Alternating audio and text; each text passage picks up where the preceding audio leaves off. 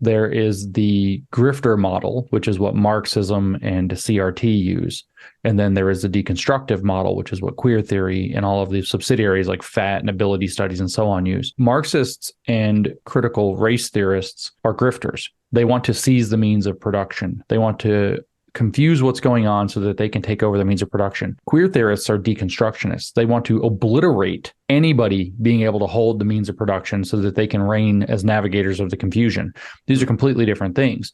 And the way that you can actually see that most clearly is by looking at critical race theory specifically. Critical race theory could be constituted as it is, that race is socially imposed and reified by people of social dominance, and as such, we have to deal with the fact that racial identity is therefore concrete or made concrete, it's actual and inescapable. So you can't change your race. You cannot possibly become post-racial. That would be against the rules. But there's a reason for that, is that you can't seize the means of racial production, in other words, affirmative action, reparations, and so on, unless that has intrinsic immutable meaning.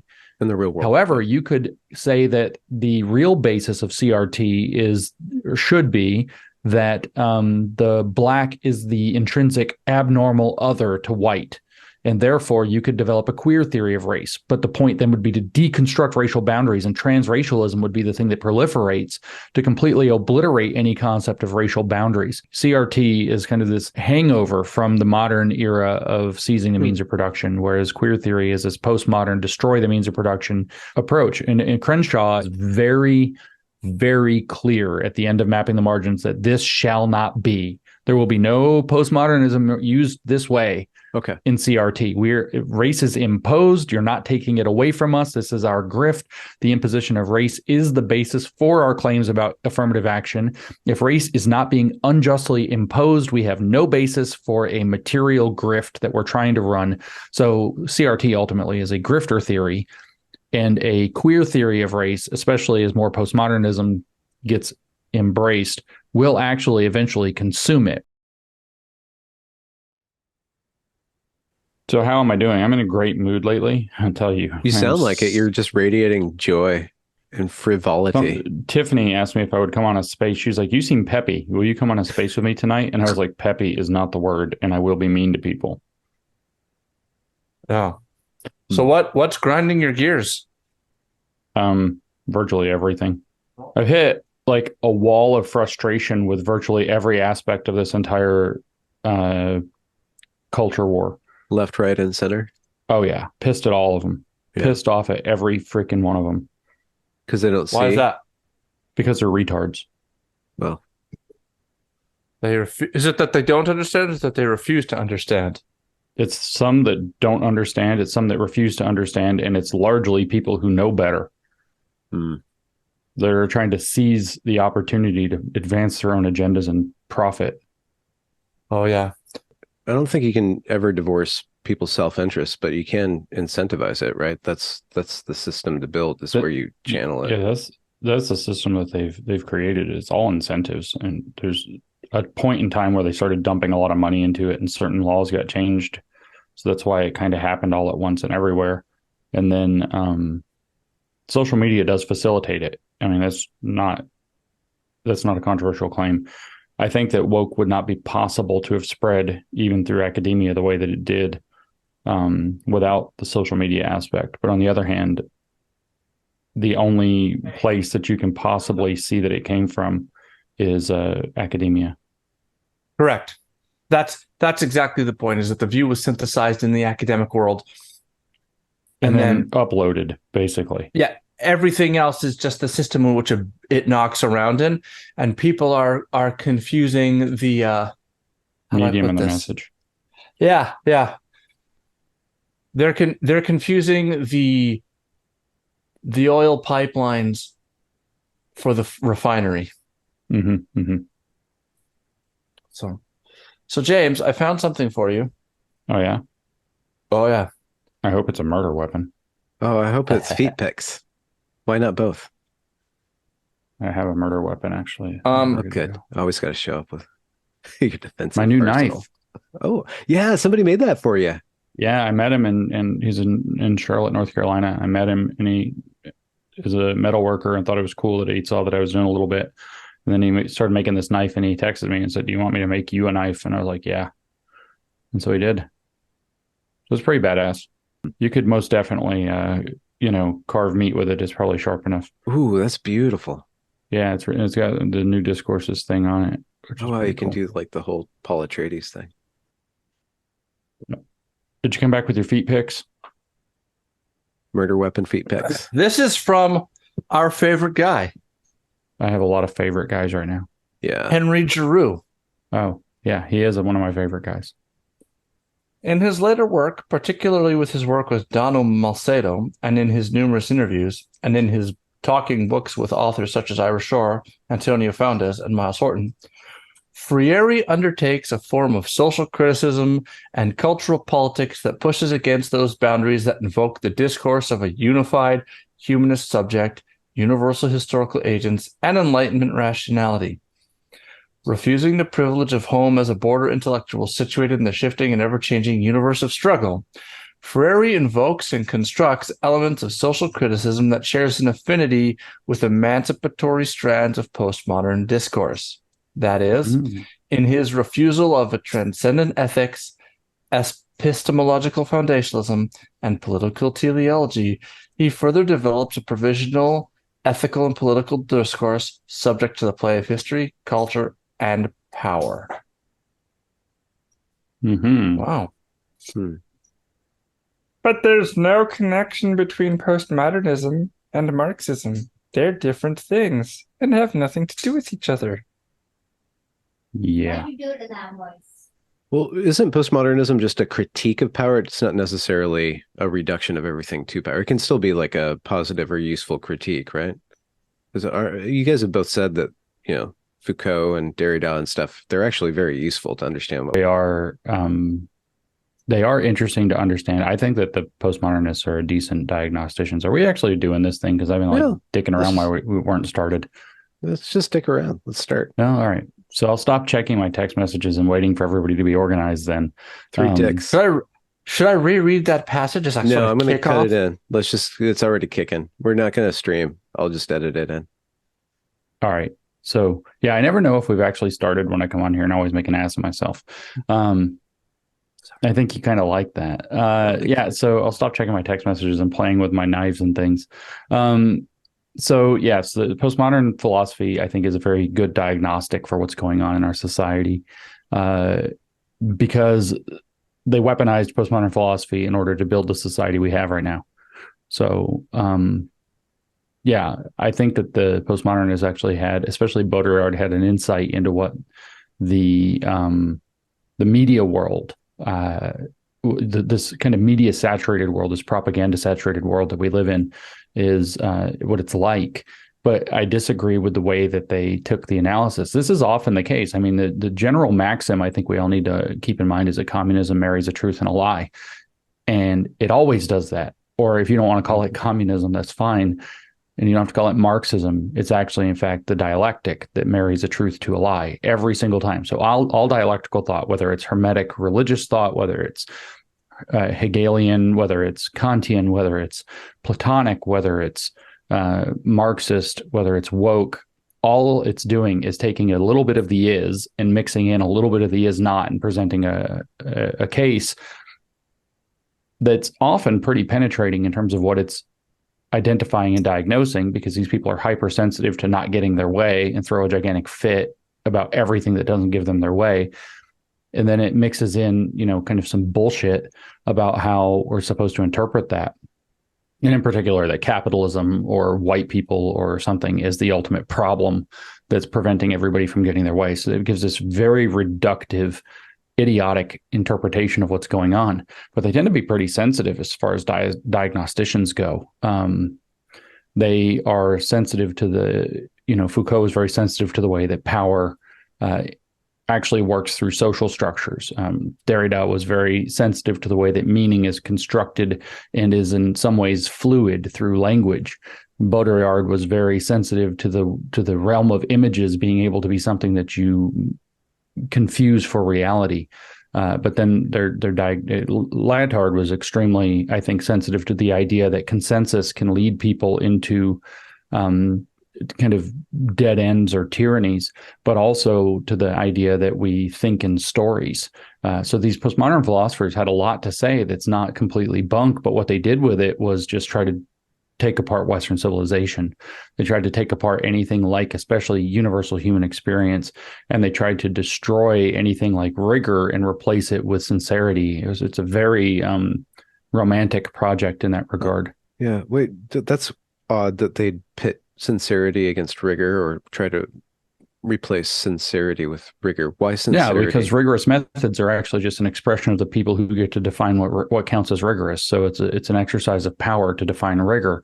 To say that this method is more valid than that method is intrinsically an exercise of power in postmodern philosophy. So therefore, we have to get to something different. And so where they locate that, being ultimately romantics, where they locate that is in sincerity. In other words, what they call lived experience. Lived experience becomes the arbiter of validity. So we're now shifted away from truth, and we've shifted into something they call validity, what is and is not valid.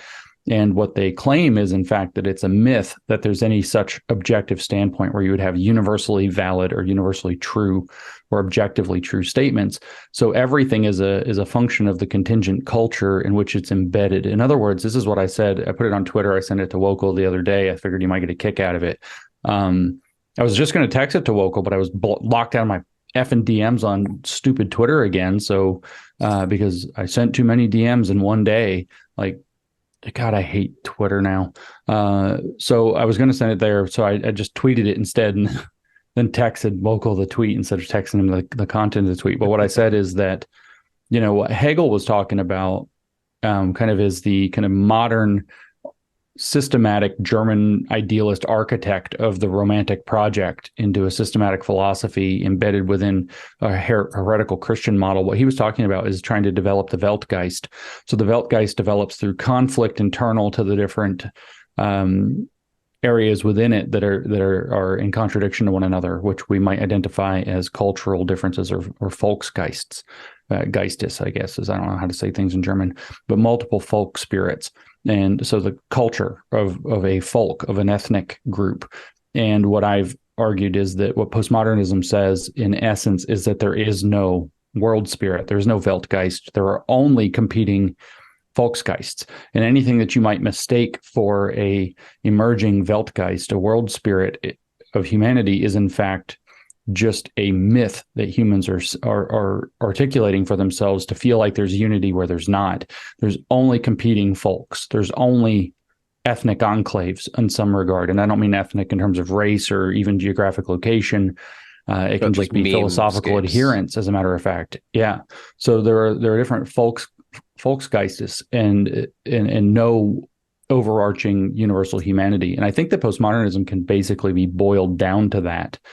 As far as it having a relationship to Marxism, just like I've outlined, say, at the EU Parliament, where I said that we should think of Marxism as a genus, where there's some special form of property that certain people have exclusively granted to themselves, and they exclude other people from them, and thus create a stratified society, so that the lower class has to be awakened into its role as a historical agent that can seize the means of production of that form of special property. Marx did it in economics. CRT does it with race and whiteness as property. Queer theory does it with normalcy. Paulo Freire comes along and does it with who gets to be considered knowledgeable or a knower, or what constitutes knowledge. And the postmodernists did it with who gets to set the terms of meaning making itself. And their answer was wholly negative. Nobody gets to, because everybody's just a folk. Everybody's just a separate folk apart from everybody else. Yeah. Well, James, isn't that kind of very, very close to what you've said in very explicit terms, very beautifully rousing terms, where nobody gets to be God? In the liberal United States, nobody gets to be God. There's no one world spirit. There's no central Volk. Well, I didn't say that there's I don't think there's a world spirit, but nobody gets to be God is, I think, the basis for the U.S. And this is, I think, why liberalism is so easily attached or attacked by the parasite of postmodern thinking, is that it looks similar. But liberalism, or at least American liberalism, begins with the statement of self-evident truths, which are therefore absolutely universal. We take these truths to be self-evident, that what is it? That we are endowed by our Creator with certain inalienable rights, and that among these are life, liberty, and the pursuit of happiness, which is an extension of property. So what the liberal experiment is saying is that there actually are fundamentally self-evident truths that are therefore true for all people in all places and all times everywhere.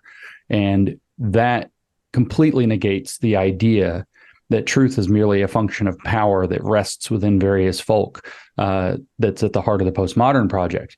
The postmodernists, in fact, are not saying at all that nobody's God. They're actually kind of saying everybody's God, which is a completely opposite statement to that. And if you were to, that's the Hermetic aspect. The first step in the Hermetic transformational process is to recognize that you, in fact, are in the position of the third person of the Godhead, the one that infests the material world. And when you come to realize that you are already the third person of the Godhead, then it's your job to start shedding the layers of illusion that lead you to readopt a Christ consciousness and enter into your birthright as the second person of the Godhead, which allows you to start to do the true self-begetting development that will lead you to merge back with the first person of the Godhead in perfect total unity at the end of time. And the postmodern project is actually a negative dialectical process in that exact vein. That is not at all what the liberal project, classical liberal project, is based on. The classical liberal project starts with whatever that is, you're not that. Whether the Hermetic approach, whether the Christian approach, or the Judaic approach, whatever the real understanding of theology is, it should begin with you're a human and you're not that. You do not start out as the third person of the Godhead. You are at best something made in the image of the Godhead that can be inspired by the third person of the Godhead, that can aspire as a model to the second person, but not to create yourself or become that or any of this stuff. So it's kind of exactly the opposite. It's a perversion it's a very sophisticated perversion of the liberal ethos.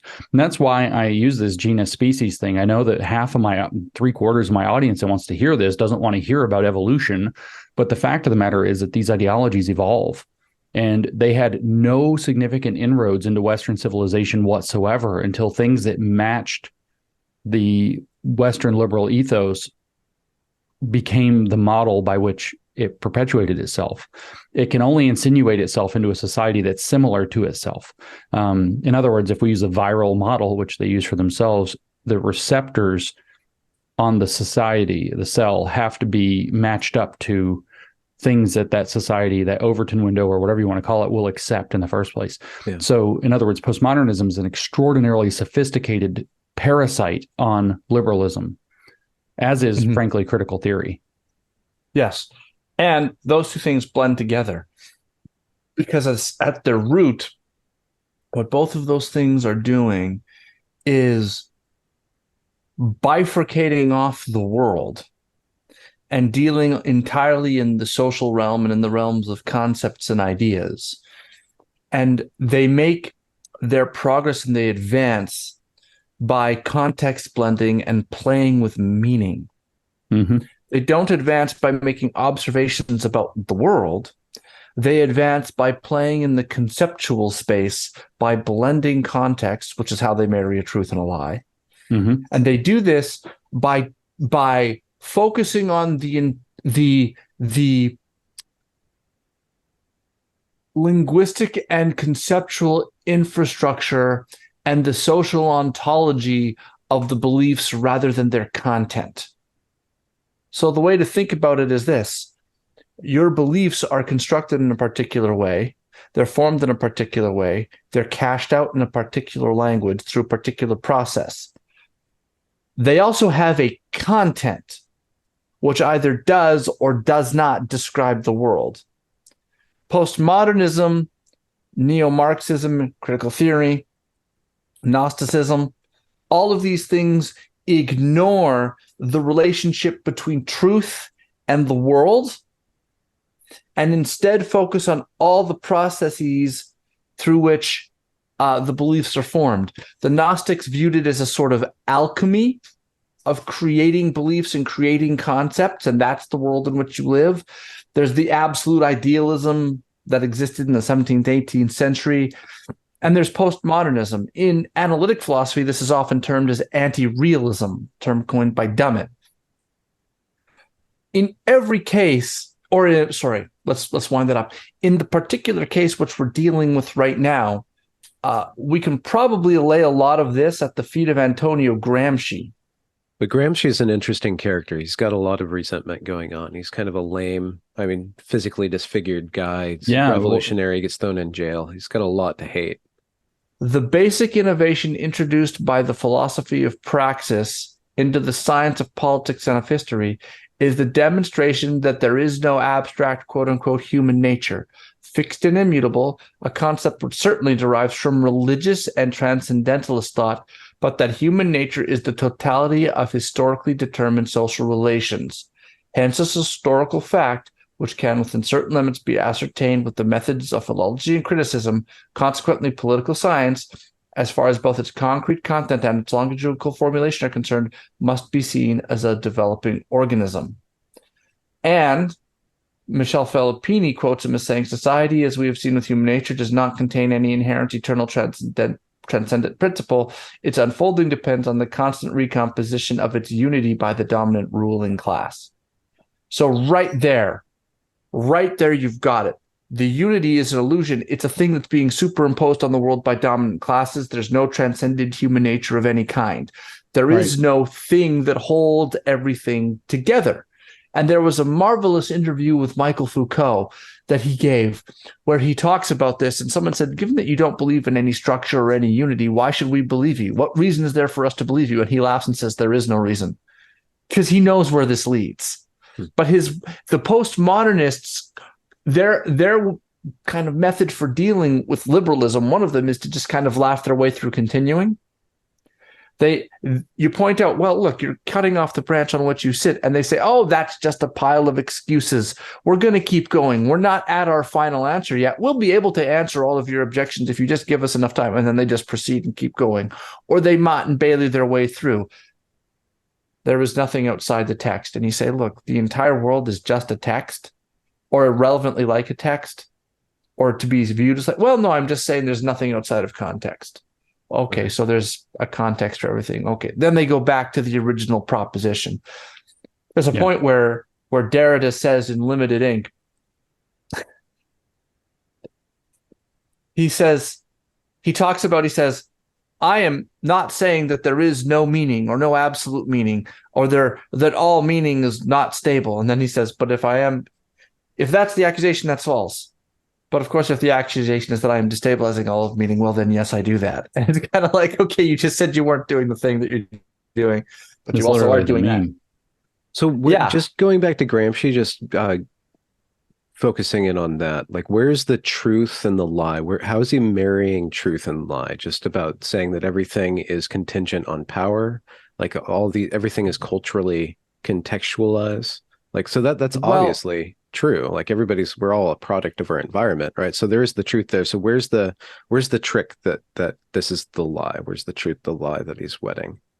Well, he says the basic innovation introduced by the philosophy of practice into the science of politics is that demonstration that there is no abstract human nature, fixed and immutable, but that human nature is the totality of historically determined social relations. So totality is the lie. That there is no human nature underneath this is a lie. And that also can easily graft onto the kind of blank slate theories that kind of were floated around at the beginning of liberalism. Especially Locke was big into the blank slate. I actually want to seize upon the next sentence or whatever it was out of Gramsci there, though, which is where he says that it's like an evolving organism. So what you have with postmodernism, neo-Marxism, and especially their fusion into woke in the West, which mostly took place in the laboratory of education through critical pedagogy, as much as we want to give Judith Butler some credit or something, what we actually see is effectively antibiotic resistant cultural bacteria. The woke or communism or hermeticism or Gnosticism or whichever one we want to label it as is all kind of like a virus, or a more like, in this case, a pathogen. And what we've been doing through having, say, robust economic development in the West, having what they called advanced capitalism by actually introducing, worker protections into the system so that it cannot actually be fully exploitative and so on, is we started to apply antibiotics to the disease of socialism. Which is a gnosis. Socialism is a Gnostic belief, and we could unpack that for quite a while if we want. And so we applied antibiotic by basically making a functional economy. And what that did was it caused the bacteria that survived to become more dominant. And those were the ones that were grifting on other axes of oppression as they frame the world. And so race, sex, gender, sexuality, and so on all fall out of particularly the Marcuse. But what allowed that to all kind of catch on, especially within the sex, gender, sexuality kind of paradigm, was the deconstructive project, where this postmodern thing that looks like, to use the word like Baudrillard might, or the prefix, that looks like hyper liberalism. It looks like liberalism taken to its hyper real simulation or whatever. That makes a kind of pathogen that is resistant to the medicine of class struggle. Class struggle is like the disease, and we applied a medicine that prevents class struggle from taking over our society. And so class struggle found its way to evolve in other domains, and it found mechanisms to do it in other domains. And so this is where we end up with woke. It's like getting what's it called? Staph infection that you can't get rid of, antibiotic resistant staph or whatever on your arm. MRSA, is that what it's called? Yeah, MRSA. So it's like the equivalent of MRSA on your society. It's antibiotic resistant. I guess is that staph or strep? I guess that's staph that you just can't get rid of. It's a flesh eating bacteria, and that's sort of what Gramsci said there is actually the key. When you slip into the realm of believing that all of human nature is the totality of socially determined relations, in other words, political contrivance, one person over another, when you slip into believing that, and that all of human nature is a developing organism, what it is that their mindset is looking for a way to attach and infect around any medicine that you were to put down against it. And so at this point, the only way to actually cure this disease is going to be to very clearly identify its boundaries, and start to excise it.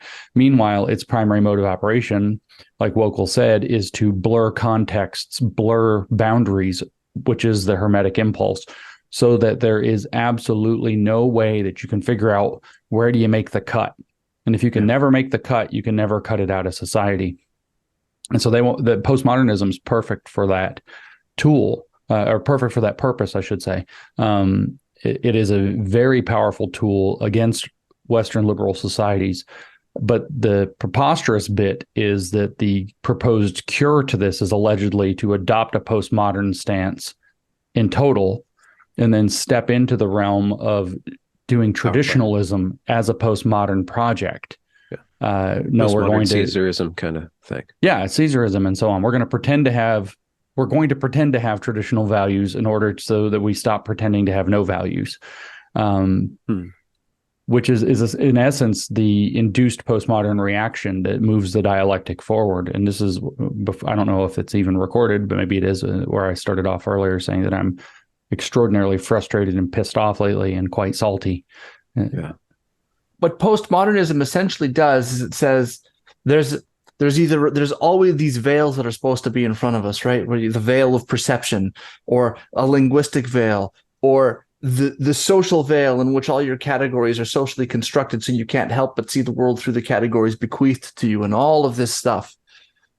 And I've been writing something which I haven't yet read, but basically what I argue is this. I say, look, let's list these things out. Well, if the objection is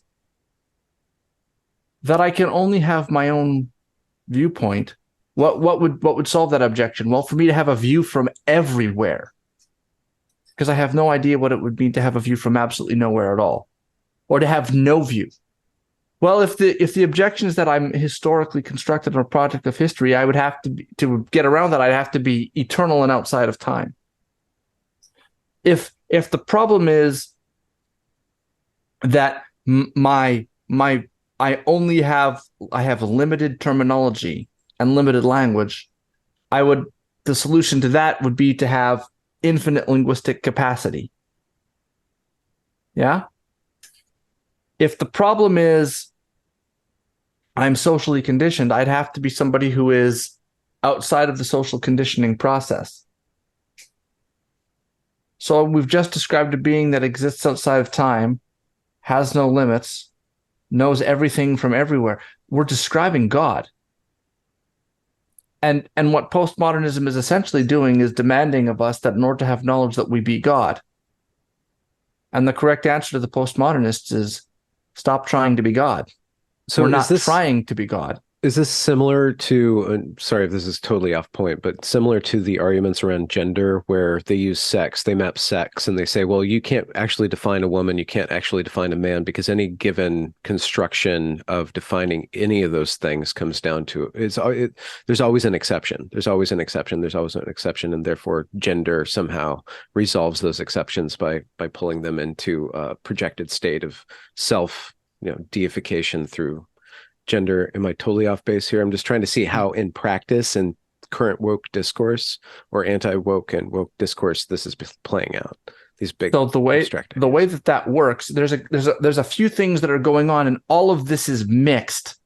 So the thing you're talking about is the postmodern wing and the way that it uses language. So the postmodernists were essentially took all of this stuff and said, look, because there's this veil of perception. You only see things through linguistic categories. You can't see reality in and of itself. You don't get the world. All you get is your perception of the world. All you get is the terms and the language and the categories that were bequeathed to you. All you get is your own perspective. What's the one thing that you do have, that you have direct contact with, is language. That's the thing that you have direct contact with. Well, and I'll just make another point. If a criteria for knowledge is I have to have that the world has to have direct contact with my consciousness, that would require that in order to have knowledge, you'd have to be someone where A, either the world exists in your consciousness, or B, your consciousness is just fully blended into the entirety of the world. Guess what? You know who can do that? God. Who can have the world be a product of his consciousness? Or who can have the world exist in his consciousness? There's one guy who can do that. His name is God. Again, right? That's the constant theme, that the only way you can have knowledge is if you're literally God. That's it. So, or objective knowledge. They waffle on that point. So, stop trying to be God. What they do with language, and James was hitting on this and saying that they do have, they're very sensitive to things.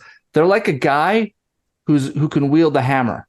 That's his only tool. And so he can take off screws with a hammer, and he uses a hammer to remove bolts, and he uses a hammer to do weather stripping, and he uses the hammer as his paintbrush, and that's all he does.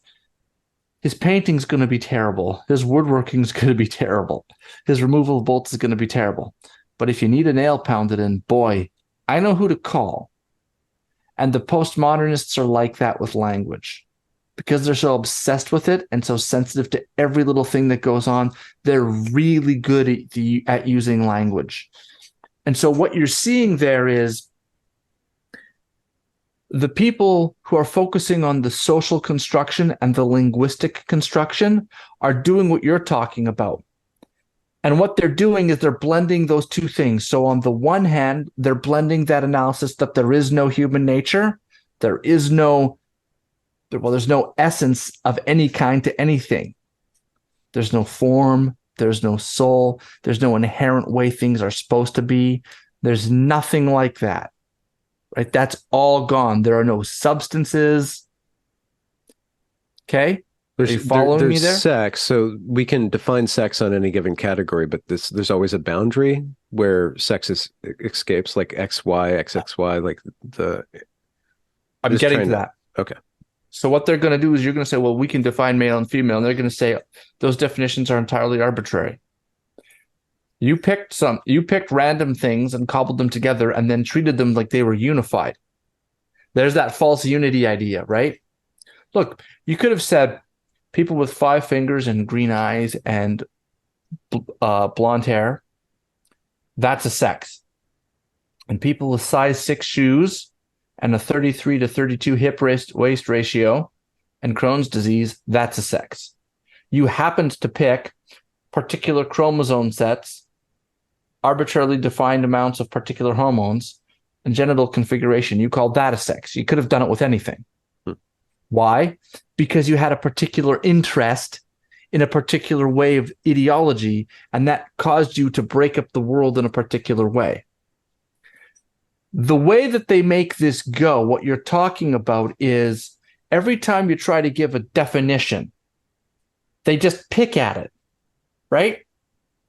They just, well, what about Klinefelter syndrome? What about someone who's had testicular cancer and therefore has had to have their testicles removed? Are they still a man? What about somebody who's born impotent? What about somebody with a mobile sperm? Is that really a man? And what they're doing is they're picking the word apart. And what they're doing, the game is to say that if you can't show where the boundary line is exactly, then you don't have a proper distinction. That's the game. Therefore, you don't have proper or objective knowledge. You don't know. That's right. Talking about. Right. So if there's no proper distinction, then you have to have somebody who sets themselves up as an arbiter for the distinction. And they say, you think it should be you based on all this arbitrary stuff, but look at all the problems that it caused when you did that. And we're not going to cause those problems because we're aware of them and you weren't even aware of them. So it might as well be us because there's no particular difference. This is the technique that I call dialectical inversion. It's in fact their primary technique. It is the primary deconstructive technique. Is to say these two things that are different because you can't clearly delineate how they're different in a perfect way are therefore actually the same. Wokal did a great thread on Twitter this morning as the day that we're recording this about how all teaching is political. Teaching is always a political act. Well, what they're doing is they're saying all teaching, all education is basically the same thing. It's just doing politics through the act of pedagogy.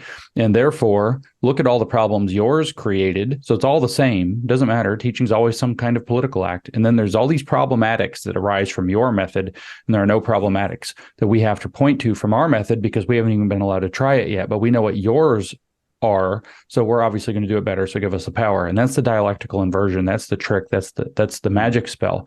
What you're talking about with sex in particular, the wizard in question here really comes back to Foucault.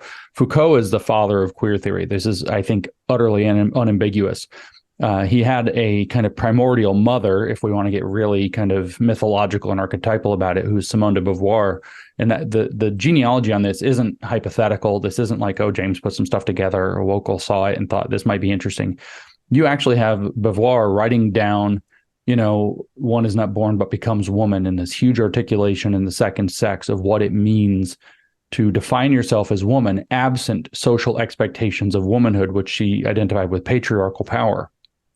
And the kind of quest for a woman is either to accept socially imposed patriarchy or to decide to liberate herself from that and seek to see what a woman is in herself outside of any external definition. Yeah. And Foucault openly picks up Beauvoir's project and says, well, what is a homosexual? And David Halperin later tells us in the 90s, reflecting back on Foucault, when Foucault says the homosexual, what he actually means is, in the sense of queer theory, the queer, the person who doesn't fit in, the person who's outside of the norms of sexuality. So it's not necessarily strictly somebody that's same-sex attracted. Or somebody whose desires fall outside of the expected norms. Correct. Okay. Yeah. Anybody who's outside of what's considered normative, which is considered to have been erected arbitrarily, sexual normative in the having sex sense, or but sexual normative in terms of male-female sense, either way. And that's, by the way, a huge fruitful playground for them in language, that sex means an act and sex means a biological condition at the same time. They play in that pun all the time. But what Foucault says is this is effectively the same thing, is that there's this hierarchical binary between homosexual and heterosexual, and the homosexual can only be defined in terms of the heterosexual. In other words, the queer can only be defined in opposition to that which excludes it, which is normalcy. And there's your birthplace of queer theory itself. Now, what happens is he lays down this idea, and this is where we tie back to everything we've already been talking about. And I had a hard time with this idea. And I actually, when I read Foucault, I glazed right past it. I just thought it was postmodern bullshit, and he just ignored it. But Judith Butler seizes upon it, and Judith Butler repeats it again and again throughout both Gender Trouble and Bodies That Matter. And it's really weird that it's very obvious, I guess, that it's a formative concept for Butler's philosophy. And she's considered in many regards one of the mothers of queer theory proper. And so that sentence is, to paraphrase, because I don't have it in front of me, that it is not that the body imprisons the soul, but that the soul imprisons the body. And so I just thought that was postmodern inverting, nonsense.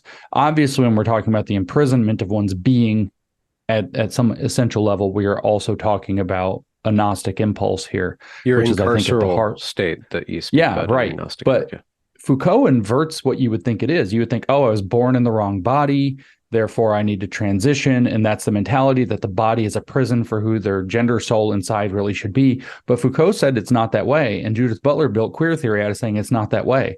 It's that the soul imprisons the body. And so what does that mean? Well, the soul is this sum totality of social relations that have created a patriarchal heteronormative order that say when that baby pops out of the womb and is born and the doctor looks at it and says it's a boy, that you now have a social mechanism, which is the realm of the spirit here. The soul is the realm of how everybody agrees. It's that sum totality of social mechanisms and historical processes. So now you have this doctor who assigns a sex at birth. He says, oh, it's a boy. He has no idea what that person feels like, has no concept, but he says this thing that came out based on bodily characteristics. And that's why the trans people say you are obsessed with genitals, when obviously they are the ones obsessed with genitals. By the way, if you really want to find out what's going on, I strongly encourage the very disgusting habit of going and reading some of the porn they write for themselves. They tell you everything about how fucked up their worldview is. If you actually read the stuff they think other people aren't reading, rather than their political nonsense that they put out, it's very obvious who's obsessed with genitals.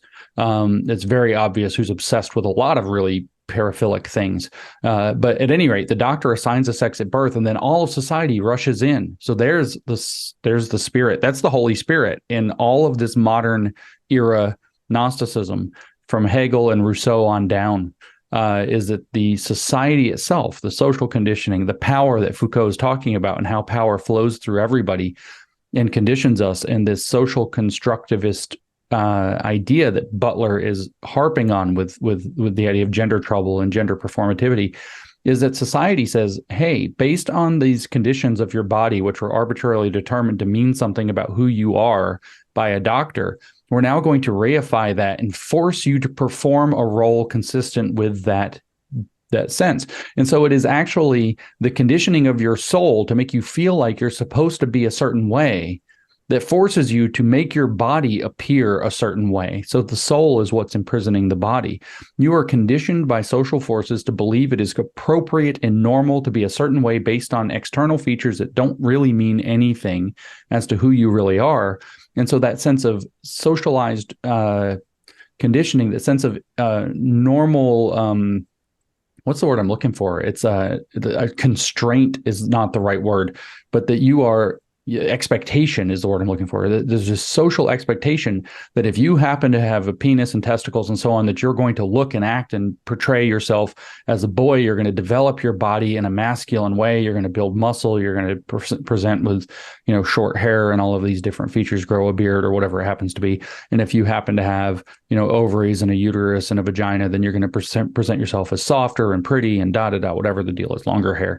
And you're going to do this because society, which is the modern and postmodern spiritual realm, is now enforcing, it's the Holy Spirit in a sense, it's the Weltgeist, by the way, enforcing upon you how you're supposed to be, imprisoning you in a body that you are constructing.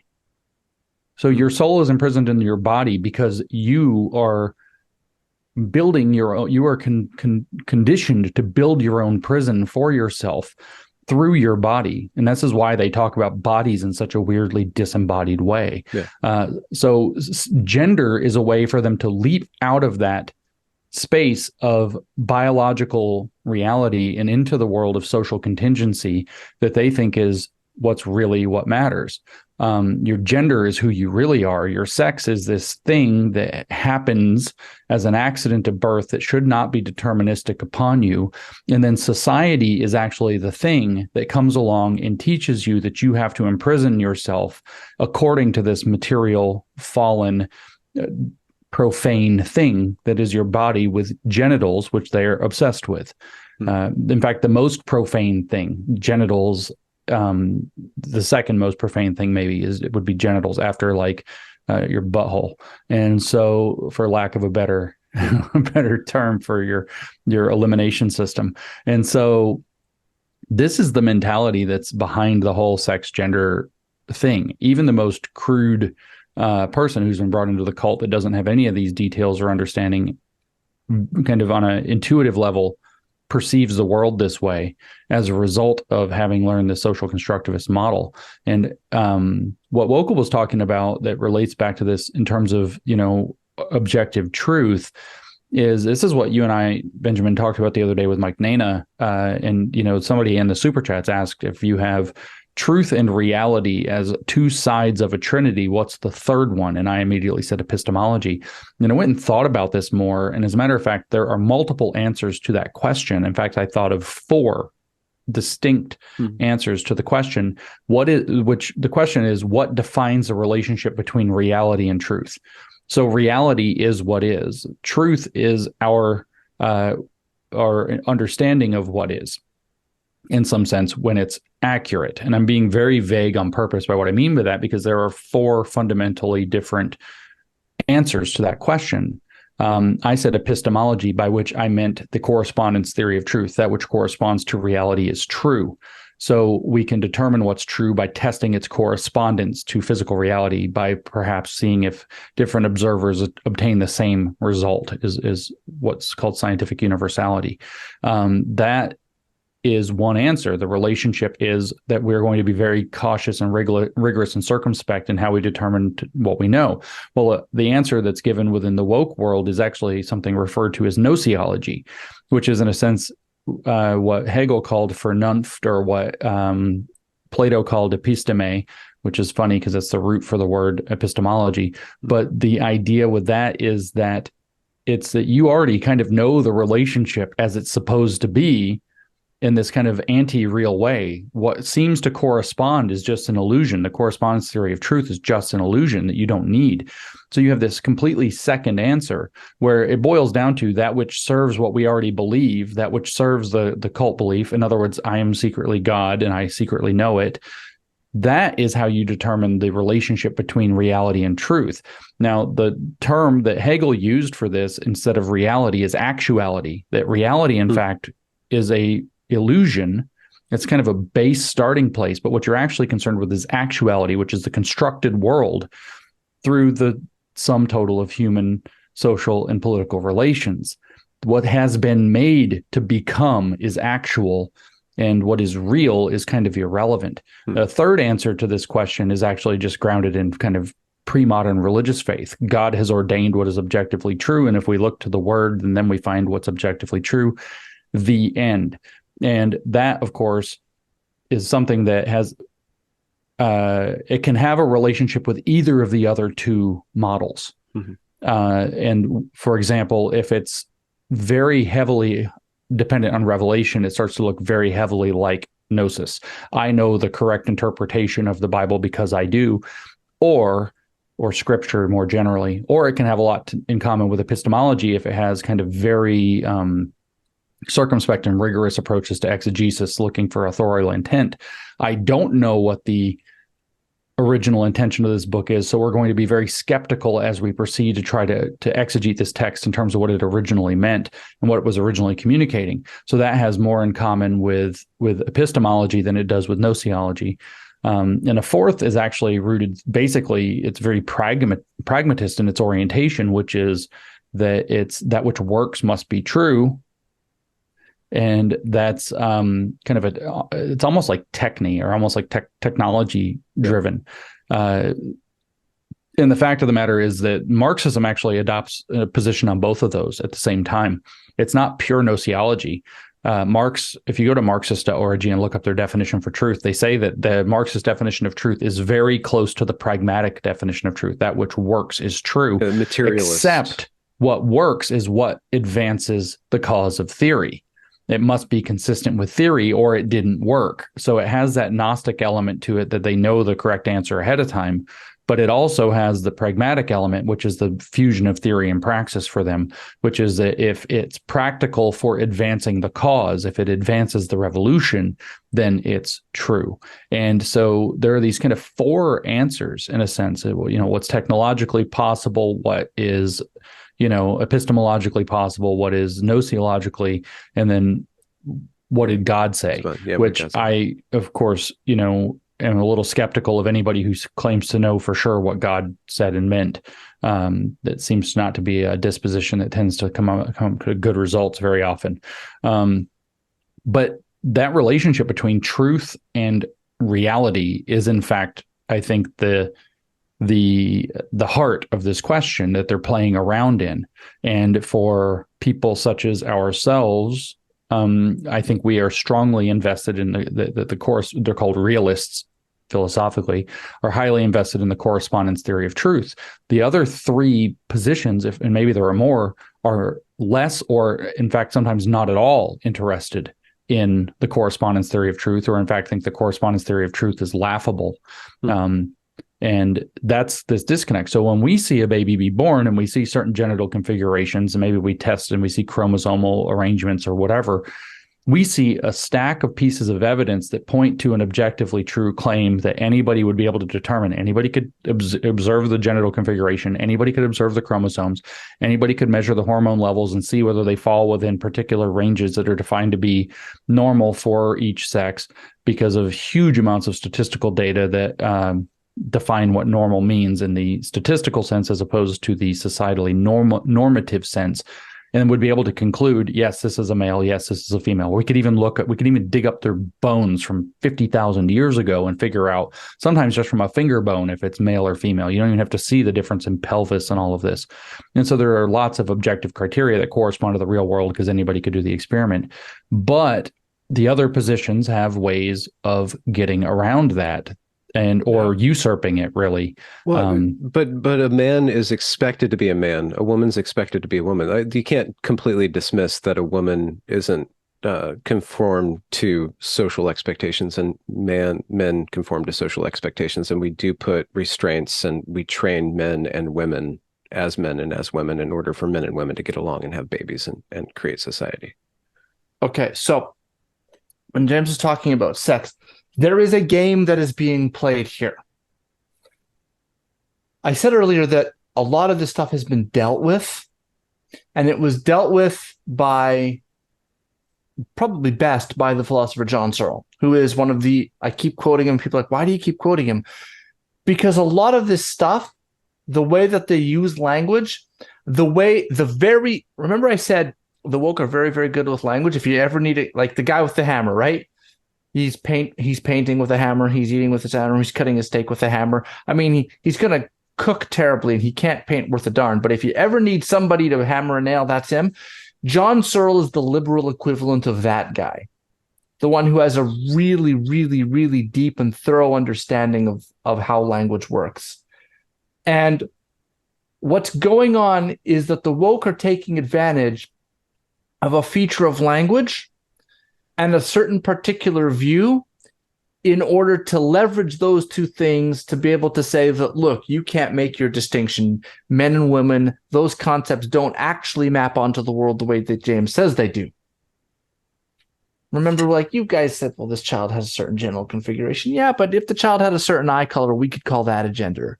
We could start making it so that people with blue eyes and green eyes are getting together. We could construct societies so that people with certain eyebrow thickness get together. We could construct societies so that people get together according to shoe size by genital configuration. Why not liver configuration or kidney configuration? They're all about getting the set of necessary and sufficient conditions for this and that and the other thing. Unless you can have a set of necessary and sufficient conditions that lay out precisely what something is, your distinction isn't there. Derrida said, I confirm it for me, the point of theory and concept, unless a distinction can be made rigorous and precise, it really isn't a distinction. And Searle says, it is clear from this discussion that Derrida has a conception of concepts according to which they have a crystalline purity that would exclude all marginal cases. It is also clear on his view that intentional states have this feature, and they have what he calls ideal self-presence.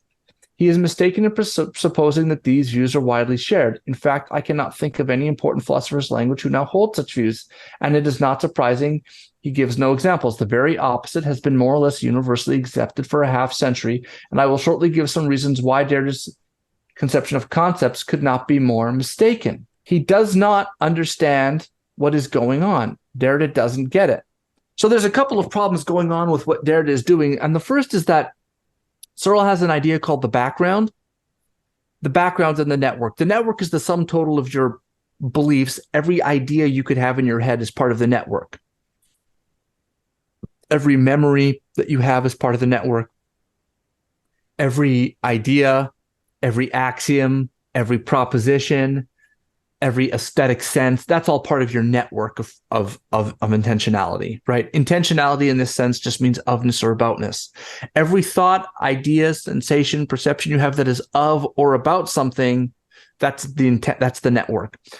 The background refers to a set of background capacities. This is things like sight, taste, being able to reason, the capability to have mental images, the capacity to learn language, the ability to have social tools, to be able to understand other people's intentions, et cetera, et cetera, et cetera. The background is your capacities. The network is the intent, is all of the ideas and thoughts and everything in your head that could possibly be about something. At one point, if you follow the network and the network enough and deep enough, it gets into the background. And the background, if you follow that, gets into the social background, your understanding of your society, the things you take for granted, your ability to understand English, for example. That bleeds into the biological background, which is your having a prefrontal cortex, et cetera, right? So one leads into the other. If you follow it deep enough, you get right into the biological machinery that allows us to do these things, okay? All right. The background, all of the background presuppositions that occur or that exist, all of our background knowledge and our entire intentional network, all of the stuff that makes that up is impossible to list. And so every distinction can be blurred at the margins. Let me give you an example. So I'll use this example. Suppose I want to order a hamburger. So James brings me a hamburger, but it's in a concrete box that's locked. Did he give me what I asked for? Well, you might say technically he did. So I think, okay, very clever, James. So the next day I go, hey, James, a hamburger, no concrete box. And James says, okay, well, here's a titanium box with a hamburger in it. I think, yeah, okay. So I say, James, I want one, but a hamburger, but not in any kind of locked container of any kind. So James brings out a petrified hamburger from the days of King Tut that was found and says, here you go, this is for you to eat. And I say, I want a hamburger, not in any kind of locked container, and also not petrified. So James brings me a hamburger that is rotten, that's been sitting in the sun all day. So finally, you see what I mean? There's a whole pile of background knowledge and other intentional states, other propositions that make up the meaning and provide context. And it is impossible, even in principle, to list all of them. Can we read this? It says, Hank quickly realized that he wasted the first of his 3 wishes. Yeah, you asked for a big cock, right? and that can mean a general, or it can mean a chicken. It's important to have funny examples. Yeah. So what they're doing with the woke are doing with sex and all this crap is they're Can I just finish this? Oh yeah, Because sorry. my brain's Sorry, going to Wokal. burst. It's going to explode. Okay. Well, actually, So I kind the of want to point- see that. Hold on, let me keep interrupting you. So the point is this, and then I'll shut up for a bit. The point is this, that the way there are certain features of language and certain features of the way that we as humans operate, which require that there is a fuzzy border around the edges of words and language, but that there is a core that is solid. The feature of us is that language that we occur in a network, that meaning occurs, we interpret in a network against a background, right? We have a network of beliefs that occur against a background of capacities, and because those can differ slightly, and because we have different experiences, which means that our network is full of different thoughts or whatever that we've bumped into, there's going to be certain fuzzy edges. And then it's the other is a feature of language, which is that when you try to define a word, it's impossible to state every bit of background knowledge that is part of what defines that word. Derrida kind of picked up on this a little bit, and Derrida tried to say, well, see, there's nothing to ground language.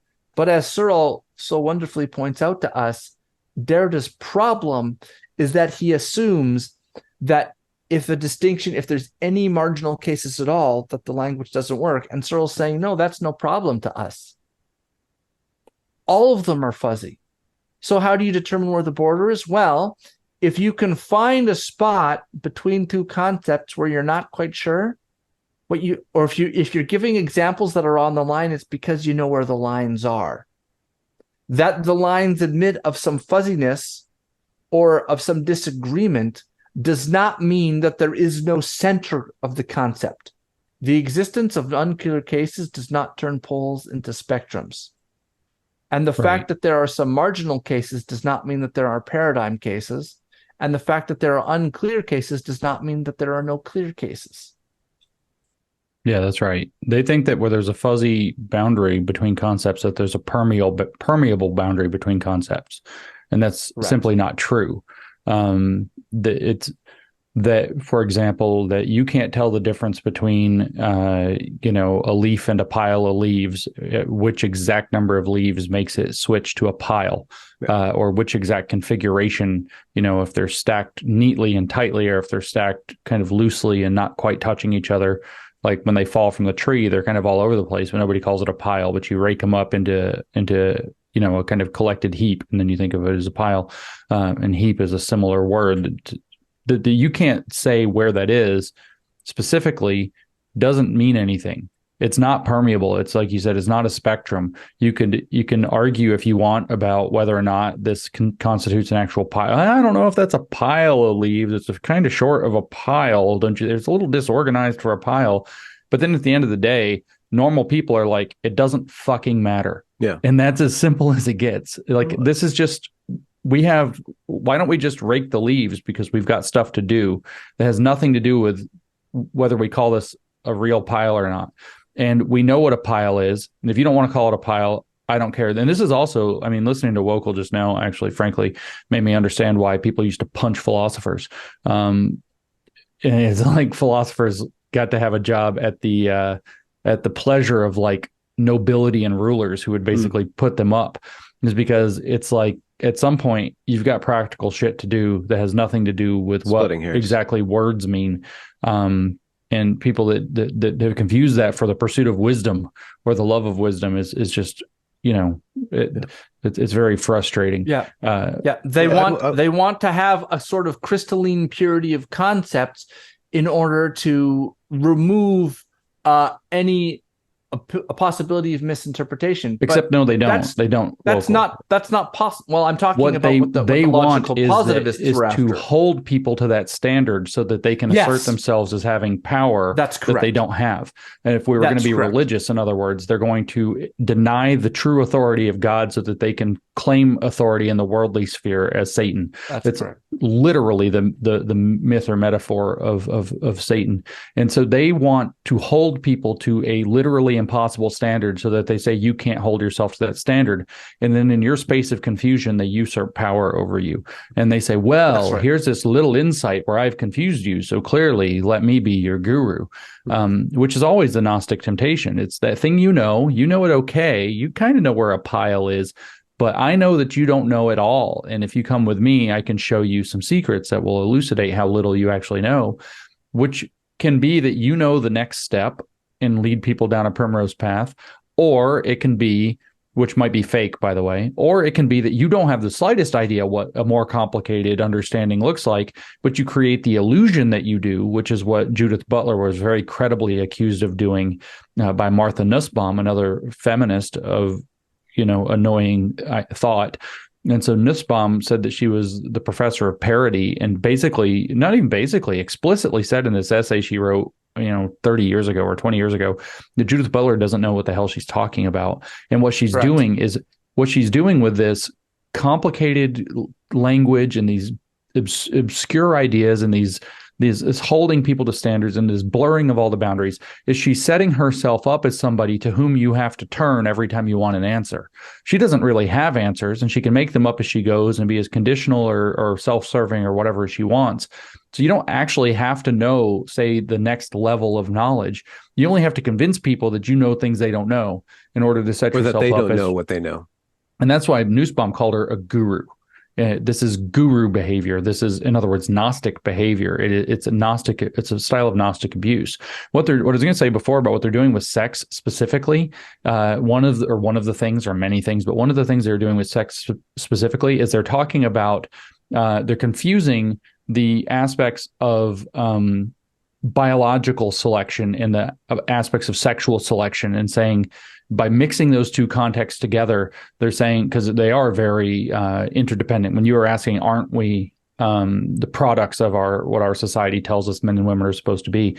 Well, sort of, not really. You could think of those as heuristics that people have figured out that say, well, we have some underlying biology. We don't know why something turns us on and therefore makes us want to make babies, but certain things do. And when men act like this, it tends to work out better for them statistically. And when women act like this, it works out better for them statistically. And when they harmonize together these ways instead of those ways, it works out better statistically. Which so is these a pragmatic, right and wrong socially speaking, pragmatic knowledge. When we're talking about like truth and reality, I don't even think that's pragmatic knowledge. I think it's.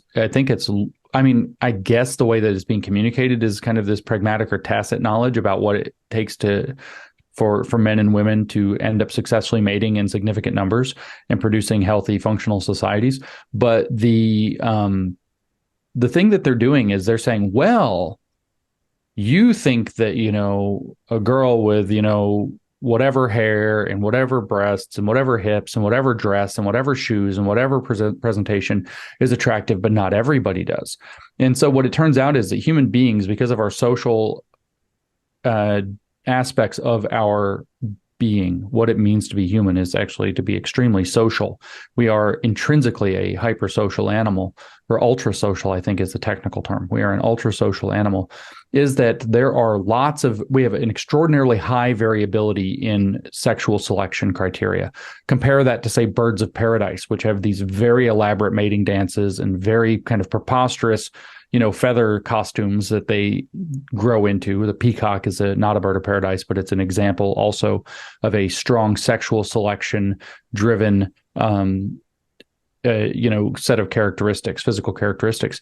There are these very strong sexual selection characteristics, but it turns out that the variability in human sexual selection characteristics is very high. So they say, well, then that's the sexuality part, which they then, because of the sex pun, work into the sex part and say, whoa, it's so high, and so maybe some guys are attracted to guys who look a little more boyish, and they're not gay, but they're still attracted to more tomboy looking girls. And then maybe some are into really girly girls. And so you can't say what the correct method of attraction is. This is frankly horseshit. What it is it boils down to, we have a particular set of sexual selection criteria that are highly variable in human beings, which doesn't have anything to do with actual underlying sex or sexuality. It doesn't make genitals arbitrary in pairing, for example, as the queer theory and trans activism lobbies tend to try to portray. It also doesn't mean that we're only attracted to, although we can be triggered by external forms.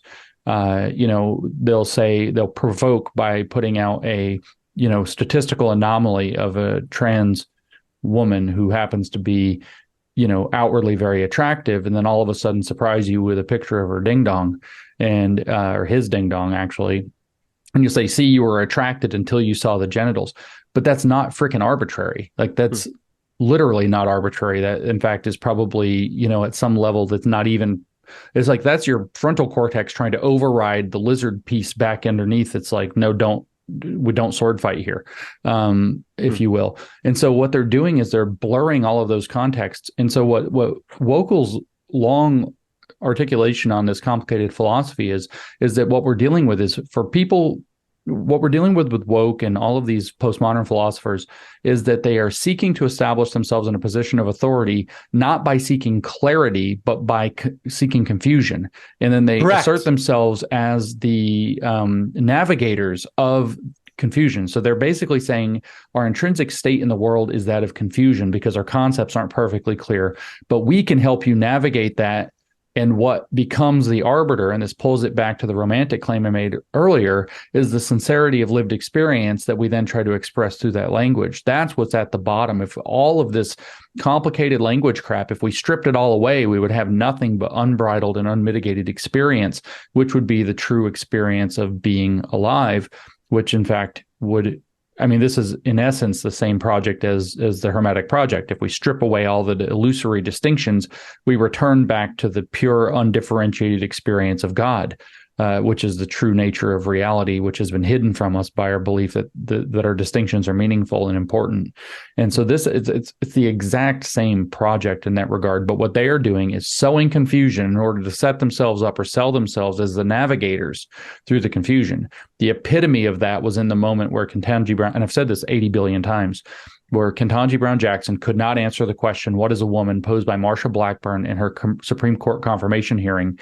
And she said, I don't know, I'm not a biologist, which is the incorrect thing to have said. That's transphobic technically. But what she said is, I, as a woman, am unable to discern for myself what a woman is without the help of a guide or an expert or a guru or a Gnostic who can tell me what it actually means. And this is she's going to decide what the Constitution means. So she's an expert in her own field, but wherever the Constitution touches reality, she needs to enlist a so-called expert. And she's going to expect people. So this is the same mentality that led us into catastrophe through COVID and will again through the climate crisis, unless we stop with this freaking disease of expertitis that has taken over the society. Her consistency there, and there is I'm an expert in law, so you should listen to whatever I say about law because I have the guru status there, but I can't adjudicate on what a woman is because I have to defer to a gender studies expert to understand the meaning of gender, which I can't do. So this underlying mentality is we must defer to the people who are ordained as experts. But she decides who an expert is. She would defer to a gender studies expert rather than a biologist. When push comes to shove, she could just be using the expertitis to launder ideas that she doesn't necessarily have to argue for. She just but what's being held up universally is the expertitis. That there are gurus that are certified. There are people who have obtained the gnosis. There are elect, who are the people in each different domain of life that you will turn to get your answers, which you cannot determine for yourself. And enter Sam Harris into the chat. But hold on. Cyril provided an answer for us, which I've already read, and I will read it again. Yeah, they're clearly wrong. The justification I have for my linguistic intuitions as expressed by my linguistic characterizations is simply that I am a native speaker of a certain dialect of English and consequently have mastered the rules of that dialect, which mastery is both partially described and manifested in my linguistic characterizations of elements of that dialect. Mm-hmm. The only answer that I can give to the question, how do you know, for example, that women are female, is to give other linguistic characterizations. Woman means adult human female. Or if pushed by the insistent how do you know question beyond linguistic characterizations altogether, to say, I speak English. No, that's right. That's right. It's his point is that these they're doing another game, which is making the claim that the ontology is formed by the language. Right. And which ultimately comes from a philosopher nobody's heard of. And then there's a second distinction between epistemology and ontology, which they're also blurring. The question, how do you know versus what exists? And so what they're doing is when you say, look, there are men and women and we have variations, but those are the two poles which we're aiming at. And the fact that sometimes evolution has random mutations which lead to things like Klinefelters doesn't change the fact that almost everybody winds up in one of the two poles, and that the two poles are what the evolutionary apparatus is aiming at in some sense. That's right. In order for us to, propagate the species, kind of an important thing, right? Well, unless like climate change, then propagating the species is an unimportant thing. That's another matter. We can get into that though. And so what they do is they attack the idea that you can understand what the word means, and that the word is constantly being shifted. We used to say we are a nation under laws, not men. And the whole point is that if you can make the words mean, if nobody knows what the laws mean, you now become a nation under the people who interpret the laws. You have an aristocracy of legal minds, which tells you what things can mean or can't mean. Similarly, you can wind up in a situation where we have a sort of aristocracy of meaning, where words only mean and this is in large part what the postmoderns are attempting to do, is create an aristocratic class of people who get to decide what things mean. That's right. They want to it's a Pythagorean cult over and over and over Yes. again, all throughout history. They want to control what things mean. And because if you can control meaning, then you can ultimately control social behavior in some sense. It's a form of social control. So what they're after is, this is why no matter what you do, nothing ever means what it says it means. Now, Searle, in that same article, talks about, look, I can communicate my stuff all the time. We communicate every single day all together. That's what language is about. It's about communication. It's not about forming an ontology of anything or creating anything. It's about communication. That's what we're doing when we're language. And that's the point of language, is shared intention, right? It's not, and the social constructivists will push back on that, but ironically, in order to push back on that, they have to keep talking and keep attempting to communicate, because that's what we're doing. We're not creating the world. We're describing it. We do engage in creation of the world with language, but the idea that the language determines how the world is created is completely wrong. Because we can create new words all the time. I mean, the postmodernists are the best example I can think of why that's wrong, because they have created an entire lexicon of terminology to describe the way that they think the world is. We are not trapped in our language, because if we were, they never could have created an entire dictionary of things. So they undercut the branch of which they sit with their own behavior. They hold us to a set of standards about language which couldn't possibly be met, in order to give themselves room to come in and say, you didn't really understand. So now I'm going to blend all these contexts in ways which you haven't thought. And when people say, I hadn't thought of that way before, or they get that feeling of guru-ness. Like when somebody says something really profound, that feeling that you get? When someone says something like, I've never thought of it that way before. They're constantly trying to create that feeling. They're constantly trying to go after that with their interpretations. They're constantly trying to reconfigure the meaning of things in order to aim at their own political ends. And they want it to be treated as though it's wisdom. And really all they're doing is blending contexts and playing with words and playing around at the margins. And then people who don't understand the way that the language game is being played are left in the feeling like the guy who sees a magician's trick and is amazed by it. And once you can get people to understand how the linguistic game is being played, that feeling of being dazzled begins to disappear. Once you know how the magician's doing his trick, it's not amazing anymore. Oh, you hid the card in your pocket? That's not amazing. It's only amazing when the card disappears and then shows up again and you have no idea where it went. That's why they have to attack the idea of stability of meaning. They have to attack stability of meaning, and they have to attack any relationship between meaning and reality, because that's the only place that a cult can rule.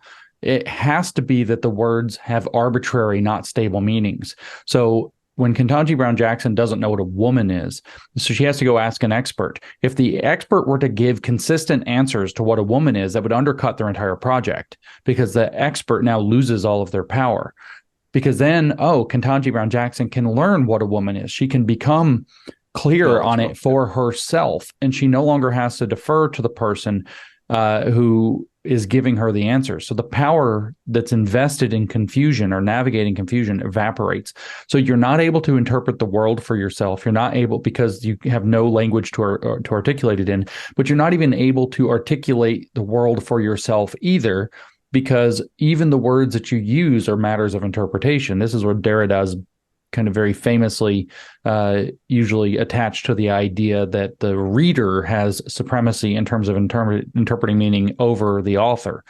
If I write a thing and Wokal reads it and he thinks, if I write a thing about the Marxification of education, and as Helen Pluckrose put it very famously one time, and he thinks that it's a book about bunny rabbits, I have no authority whatsoever to dispel his metaphor that it's actually secretly talking about rabbits. And so therefore, I have no standing to say, no, the book's actually about Paulo Freire and education. And he says, no, it's actually about rabbits, and you just don't understand why. They have to maintain this ability to where confusion reigns, because anytime people can start to ascertain reality for themselves or understand truth or communicate their ideas clearly to one another, it undercuts the basis of their power. And that's that's as proof positive as you can get that what you're dealing with is cultocracy, or a cult running things through political processes. And like I said, this is the Pythagorean cult filtered into the Platonic cult that he called the Republic, filtered into the New Age movement of medieval, late medieval, early modern Europe.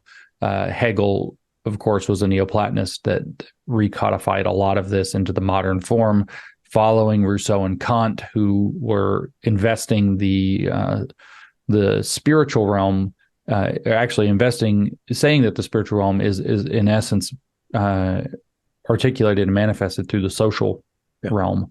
That's especially Rousseau and Hegel were doing that, and then on down the line from there to where we end up with this woke and postmodern, all of this crap. But the goal is they must prevent people from being able to discern and communicate the world for themselves without the mediator of a navigator to what actually there is meaning. So this is one reason that I say there are kind of two approaches. I say this a lot to whether it's woke or Marxism or really modern and postmodern Hermeticism, which is that there is the grifter model, which is what Marxism and CRT use. And then there is the deconstructive model, which is what queer theory and all of these subsidiaries like FAT and ability studies and so on use. There's the one, so Marxists and critical race theorists are grifters. They want to seize the means of production. They want to confuse what's going on so that they can take over the means of production. Queer theorists are deconstructionists. They want to obliterate anybody being able to hold the means of production so that they can reign as navigators of the confusion. These are completely different things.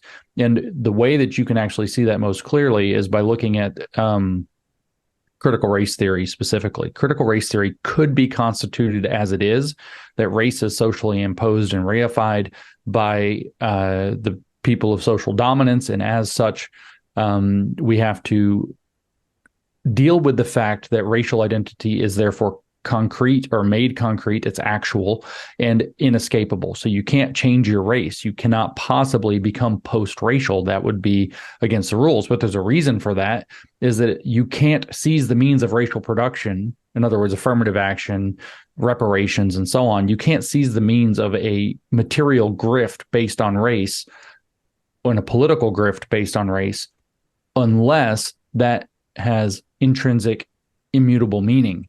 In the real world. However, you could say that the real basis of CRT is, or should be, that the black is the intrinsic abnormal other to white.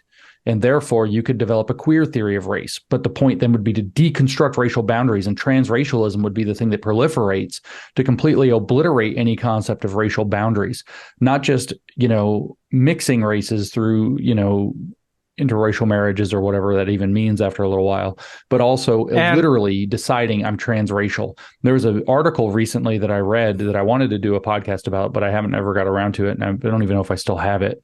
But it was talking about this problem of young people, especially in Europe, Eastern Europe, but it's common in America too, trying to wish themselves to wake up Japanese so that they can be their favorite anime characters. And there's a strong desire for kind of dispossessed white people to start transracializing themselves into Asian cartoon characters, which I think the first big take home is anime is probably bad for kids. Maybe it's okay for adults, but you probably should keep it away from children. But secondly, the article was absolutely one of the most confusing things that I've ever read if you don't know what you're reading, because what it is it's a conflict between a queer theory of race and a materialist or more traditionally Marxist theory of race. It's a modern versus postmodern theory of race, and conflict is what it is. So these people are pushing for a deconstructive notion of race, and literally the argument given is that's not okay because the CRT people still have the social dominance here, and they're saying that's not okay. You can't change race because race is not real and is imposed. It's immutable, and it literally to somebody who doesn't know what they're looking at, that what you're seeing is a conflict between a modern seize the means of production theory and a deconstructive destroy the means of production theory of the same concept. It's incomprehensible what it is. I remember actually seeing Seth Dillon from the Babylon Bee, that's who shared the thing in the first place that brought it to my attention, just being utterly mystified by this, just saying, I cannot believe, basically he's saying the satire has outstripped his capacity, because here it is, they're saying race is not real, and because it's not real, it can't be changed, which is the exact opposite of anything that makes sense.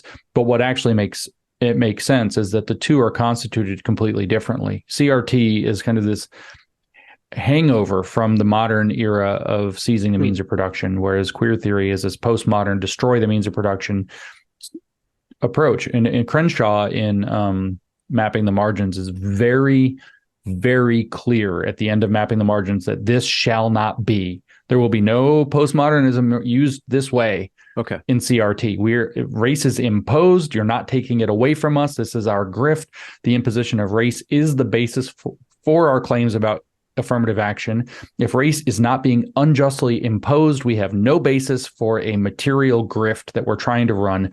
So CRT ultimately is a grifter theory, and a queer theory of race, especially as more postmodernism gets embraced, will actually eventually consume it, which is going to be kind of exciting. And these kids trying to turn themselves Japanese or Korean so that they can become, their favorite anime or K-pop star through wishful thinking. And they report these funny things like, I think my eyelids changed shape. My skin came out slightly different color because I drank some potion and went to sleep.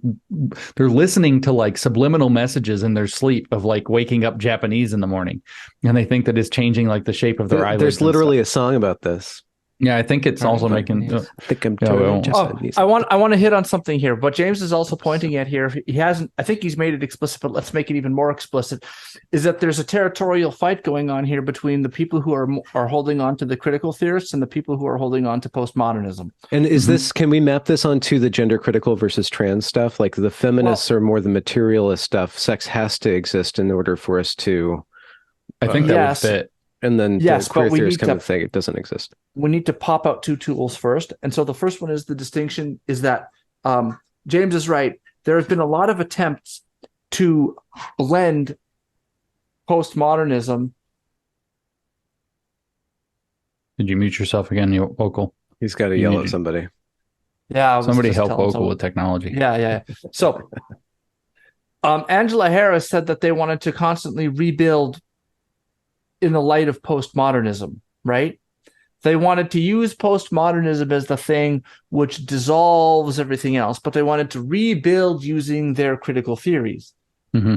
Of course, the postmodernists are going to say, well, why should we rebuild according to you? Why shouldn't we rebuild according to postmodernism? And there have been various attempts over the years to try and blur that. You muted yourself again, Wokal. He's Maybe you're yelling at farting. somebody. And he's so yelling at what the cat. happened? Yeah. And so what's happening there is there's a territorial dispute that is going on about which one is going to reign supreme.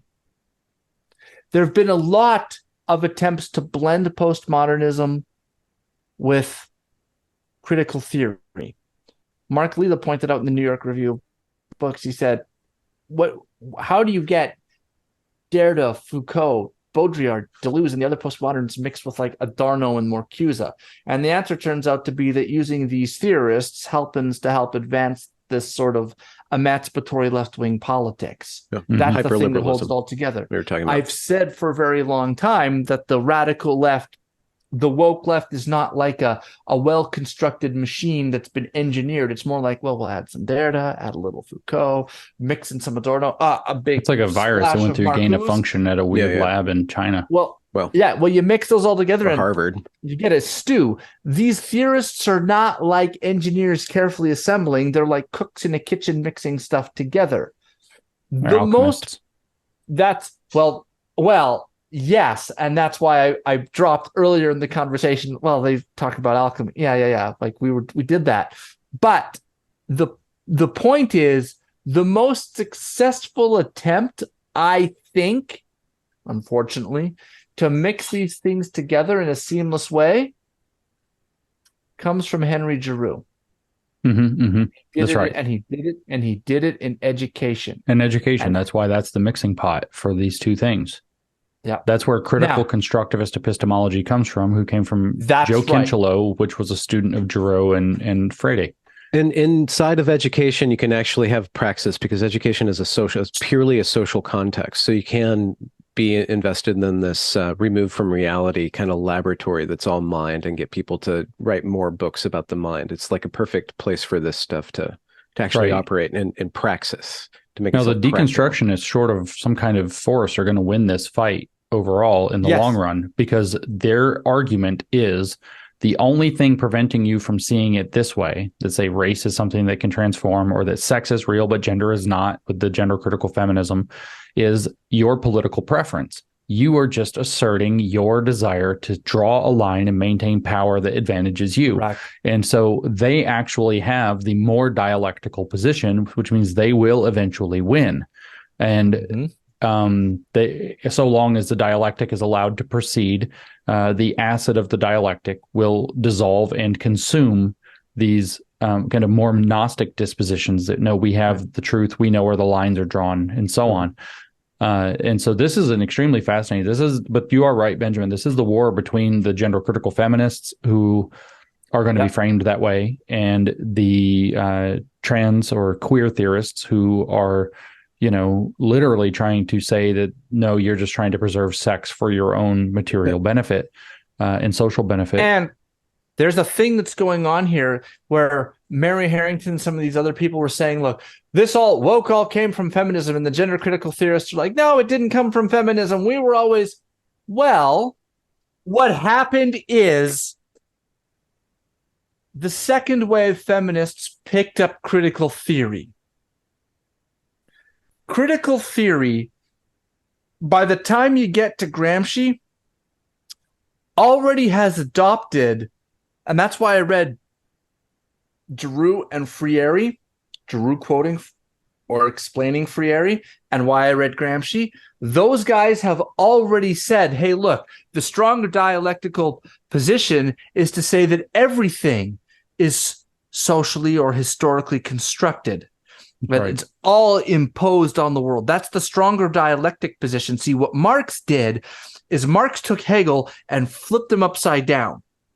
Because Marx thought, look, if we flip Hegel upside down, we do a materialist dialectic, we focus on resources, land, the economy, the oppressor oppressed in terms of class and the worker relationship and who owns the factories, that makes the position stronger, right? And he did that because then he thought he could get a political program out of it, which is why everyone focuses on Marx's political program and understands Marx as a materialist philosopher, which he was, and they understand him through his political program as being focused. But if you get back from his political program and look at his overarching philosophy, it's still utterly and completely dialectical. And he's doing what Marx is doing is saying his absolute historicism, which gets put on steroids by Gramsci and then gets transmuted, I guess you could say, into culture and social construction, is that gets you your anti-essentialism. It's already right there. There is no inherent, objective, stable, long, immutable things. Everything can be absolutely rearranged and is infinitely fluid in all directions, and it is therefore our job to construct the world and reality the way that we want it. That's what he's opening the door to, because there's infinite configurations of everything, right? Well, when you pull that, the neo-Marxists drop that materialism out, so they flip him back, and they move to culture. Or you might say they don't flip him back because Hegel was an absolute idealist, or not maybe an absolute idealist, but he was engaged in idealism. Marx says no, materialism. And it's more like they kind of flip Marx inside out and say, no. Yeah, it's a trinity. Culture. It's like the recycle symbol. So you flip it over, then you turn it inside out, and then you flip it over again, then you turn it inside out, and you flip it over again. Yeah. So they flip Marx inside out because Marx was like base and superstructure there, and they're like, no, it's superstructure and base, right? The superstructure is the underlying thing. What you thought what you thought was the base is actually the thing that's built on top of the culture. And we're going to focus on the culture. The doorway to postmodernism is right there. And then you're going to step forward, and all you got to do is bring in the social elements of that the postmoderns bring in, and now you've got your attack on liberalism. You bring in your linguistic relativism, your conceptual relativism. You can bring in your Derridian philosophy of language, in which there are no ontological anchors which hold language to reality. You bring in your Foucaultian analysis, which says that everything is ultimately a mask for power, and that the ontology of all of these social processes, or of all of your language claims and of all of your truth claims, is actually a social ontology, and therefore they're completely subjective and not objective. You destroy the objectivity, there's an epistemological ontological fallacy there, but we won't get into that now, or maybe we'll get into it in a bit. And you do all of that work, and you bring all of that in, and what you're able to do in that situation then is obliterate what's left of liberalism. Okay? The problem is that axis is so strong it dissolves everything. And what happens is that the people who were just doing critical theory were saying everything is historically constructed. And so at least then, when you're saying everything is historically constructed, you're at least saying, well, but we are in this historical moment. So we need to create the socialist man, but we're stuck with having to rearrange the material world to do it. That's right. But this just follows the same spiraling process of this trinity, because Marx actually kind of got that idea from Goethe, and he quoted Goethe on the point that said that all truth is relative because everything that exists deserves to perish. And so the grift of the CRT deserves to perish. It deserves to be dialectically consumed. And that's why this took place within education. This fusion of these things is because Paulo Freire recognized explicitly that the revolution has to be perpetual, that any revolution that stops anywhere becomes sclerotic and bureaucratic automatically. You have to set up a bureaucracy to protect sex from the dissolving acid of deconstruction. But everything that exists, like a coherent understanding of sex, deserves to perish, according to Goethe. But what you actually have is you see this spiral, and what it does every time it goes around is incorporates a little bit of the stuff that it picked up on the last pass. It is the recycle symbol, by the way, like literally. It's the best image you can have of the thing. It flips around, turns inside out, and goes around in a circle over and over and over again. But it's really a triangle with 3 points. And the top point... And a snowball just accumulating more and more mass to itself. Yeah, so Hegel has the top point is in the ideal realm. So he's an idealist, and he actually got a lot of his ideas from Rousseau, who was a social theorist. So the social or cultural gave way to the ideal, and the ideal, when it gave way to Marx, to the material gave way again to the social and cultural with the neo-Marxists, which gave way again to the ideal with the postmodernists and woke, which tells you that the next turn should be materialist, but we see where it's going, which is into this sustainability, degrowth, circular economy program. And you can guess where it would go next is back into a cultural program, which is obviously going to be global consciousness, because they're already laying the groundwork for a unified global cultural consciousness through the Global Citizen Initiative and so on. And you can guess where it's going to go from there is back into the ideal, but that's where they think that the singularity is going to happen. AI is going to step in and create the perfect ideal system that's perfectly understood beyond any comprehension of humans by uniting all humans within the AI and through the so-called internet of bodies or internet of minds that they want to build out by, say, 2050. So you can kind of see their whole program, but it's the same dialectical spiral. You can go back to Rousseau, and you can go through Hegel, you can go to Marx, you can go to the critical theorists, you can go to the postmodernists and woke, and then you can end up looking at the Klaus Schwab sustainability model, and then move into the global citizenship model, and into, which is the UN, and then into this Yuval Noah Harari kind of nightmare scenario. Humans are hackable animals. Humans are actually irrelevant. We built a Noah's Ark and let all the useless eaters flood, or whatever the hell his psychotic visions are. But this is the nature. And the problem is that this dialectical process, so long as it is allowed to go, continues to consume. And because what it does is it mixes some is not into what is. In other words, it mixes a lie into the truth. It blurs boundaries. It destroys conceptual understanding, as that it is a inherently destructive process. Goethe had it right. All truth is relative when you believe that everything that exists deserves to perish. Yeah, which there's preys upon the Christian idea, and particularly kind of the Calvinist version of Christian idea, which is that everything is inherently, rotten and sinful. In particular, humans are, and so that we deserve absolutely nothing, so that the mercy and grace of God is this incomprehensible miracle, because we are a wholly fallen being or set of beings. It latches on. You talk about these receptors. You can see that receptor where Goethe is like, well, everything deserves to perish, and you can hear a whole lot of kind of, at that point, mystical Lutherans in Germany, in southern Germany, thinking, yeah, it does. Everything really is rotten. It does deserve to perish. And the only thing that's really true and deserves to be exalted is the kingdom of God. And so, yeah, well, all truth in the world, all worldly truth does deserve to perish, and it is all relative.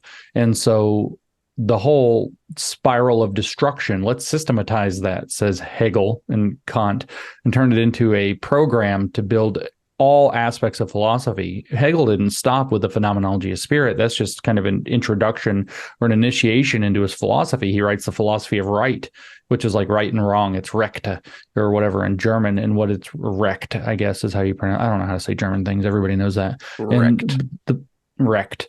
Yeah, like get wrecked. It's get wrecked is what it, philosophy of get wrecked is what it is.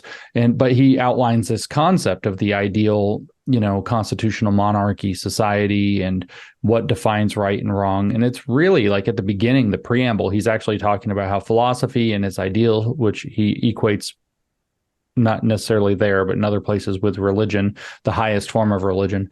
Philosophy itself should be completely unbounded, and it shouldn't have the state stepping in to interfere with it. And, in other words, free thought and free speech and free writing.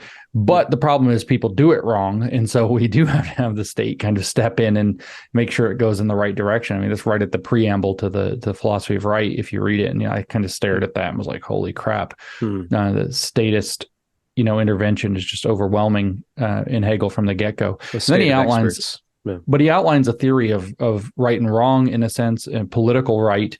He outlines a theory of correctness. He outlines a theory of logic. He outlines a theory.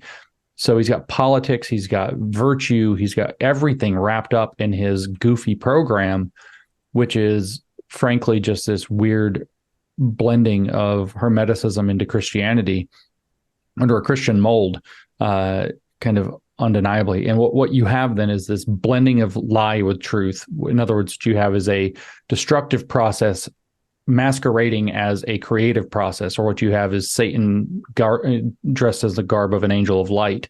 Yeah. But one thing that is Can we go back and pick up a tool? knife. We need to wrap up in about 10 minutes. I have a bunch of moms against gender affirming care to speak with.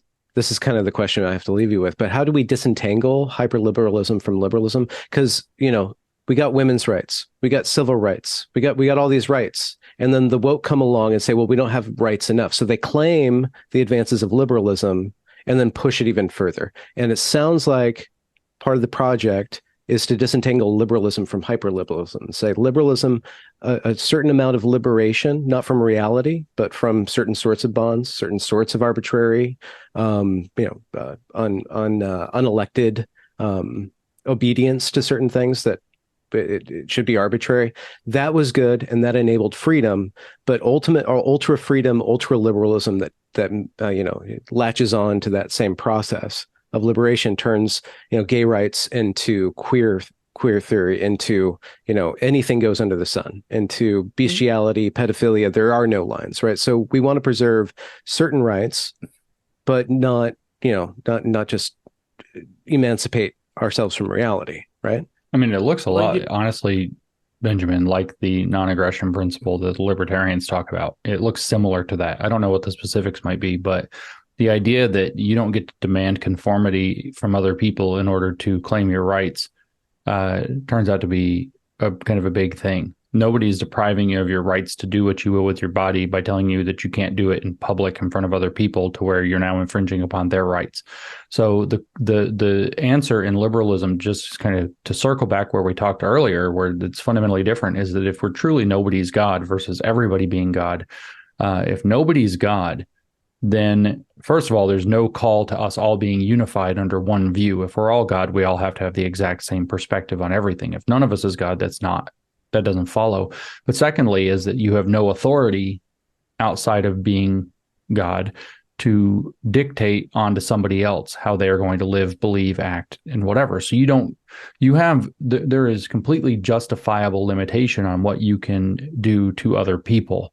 In other words, because you don't have the authority to force them to think or believe or agree with you in any regard whatsoever. Your disagreement isn't merely you refusing to get on board with the one universal program that certain people think that they've figured out. It's in fact that nobody knows what the program is. So you have to take a minimalist approach, not a maximalist approach in terms of what you're allowed to do. So yeah, if you want to fly your freak flag, that's fine. And you should do so in private.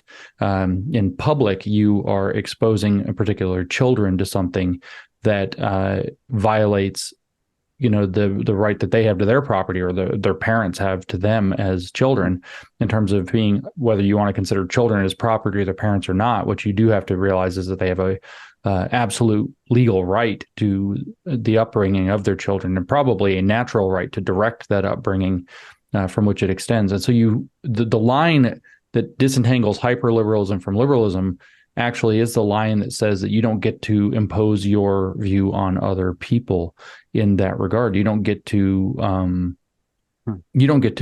claim authority over another person, and you don't get to sidestep that by claiming, well, we actually are all on the same program. You guys are just too deficient to recognize it. Mao's unity, criticism, unity. We'd have unity if everybody recognized that we're actually all on the same program. No, sorry, Mr. Zedong, we are not all on the same program. We most certainly are not on the same program. Some of us are doing different things, and what I think that's where the line between hyperliberalism is, if that's what you want to call it, and liberalism really is drawn. What it is romanticism. The romantic believes that the world needs to be ordered around his fantasies, and everybody has to accommodate those, and that he has some kind of high order Gnostic position from which he can order it and demand it. Which is just narcissism turned into a political project. And the liberal position says, basically, if I might be so coarse, no, fuck you. Frankly, fuck you. We're not going to do that, and you can't make us. And that's why it always turns tyrannical, because it doesn't have an answer to what do you do with people who say no. Liberalism does, which is live and let live, but we're also going to erect a clear distinction between the public and private spheres, which needs to be maintained. You do what you will in private, so long as it doesn't harm or injure other people outside of the group of consenting adults that are participating in it. And you do not do what you will in public. And certain things that you do in private might cause external harms, like, rampant drug use can cause basically deaths and other things. Somebody has to go pick up the bodies, so it can cause harms. And so we have to pay attention to that as well. So all of these things are actually justifiable under the liberal ethos, that nobody gets to have to imbue themselves with the authority to basically crap on other people's parades in that regard. But it requires a firm boundary between public and private life. This is, if we want to interpret John Adams that way, why he said the Constitution is for a moral and religious people and is wholly inadequate to the governance of any other. What is a moral people? Well, certainly at the very least, and there's probably a lot more to it than this, but at the very least, it's people who know how to regulate themselves in public. Yeah. I think it would also, if you are dysregulated in private, that will probably bleed over into public as well. So there is a call to being regulated in private as well. But I think I don't think that this is as complicated or confusing or arbitrary as it sounds. We have to nail down what people actually do and don't have a right to. And narcissistic enablement is not something anybody has a right to, as a matter of fact, because it demands that other people become the supply, which abrogates their fundamental rights. I would like to add something that I think that there's another thing that needs to be said here, and that is, how do I put this really, really quickly? The other thing that I think demarcates a line between liberalism and the so-called hyperliberalism or the postmodernism or the wokeness is that wokeness sees the political ideology coming first and truth as being a thing that's built on that. In liberalism, the roles are reversed. Truth comes first. In other words, that's right. Reality is not something that you can describe your way out of. To take a page out of Dr. Campbell's book, who was taking a page from Donald Davidson, that the test of a true metaphysics is that you can't describe your way out of it. And what postmodernism seeks to do with its blurring of boundaries and languages is give itself the tools to describe its way out of a true metaphysics and to describe its way out of reality. That's what it wants to do. Because ultimately what it wants, Ben, and you touched on it in your question, is it wants liberation from reality. That's right. And Searle writes, he said, one of the problems and he writes this in Mind, Language, and Society, why are they doing this? And he says, I think they just think that they're insulted. It's just so unfair. It's just so vulgar that reality should be able to impose itself on us in this way. And so they're looking for ways to describe themselves out of reality so that they pointed out that we were not gods. You're limited. You only have your perspective. And then tried to create for themselves a theory of language in the world, which would allow them to become gods, the creators of everything via language and power, the reordering of all that exists. They want to be freed from reality. And I think that this ties into the gender critical thing versus the gender crits have made a mistake. And the mistake they've made is that why are they defending the sex gender distinction and why are they defending themselves from trans? It's not because of truth. It's because of politics. They're still built on the foundation where politics comes before truth. The personal is political. The problem. Yeah, that's the problem with a lot of the TERFs is that they have drank the Kool-Aid of critical theory and have allowed themselves to be put in a situation where they're looking at the political effects of what the trans people are doing, what the deconstructionists are doing, and they're not looking at the truth question. We make truth primary. That's the thing. And here I'm going to do something that James is just going to love. Truth becomes primary. And what is the paradigmatic definition of truth? It comes from Aristotle, to say of what it is that it is, and what it is not that it is not.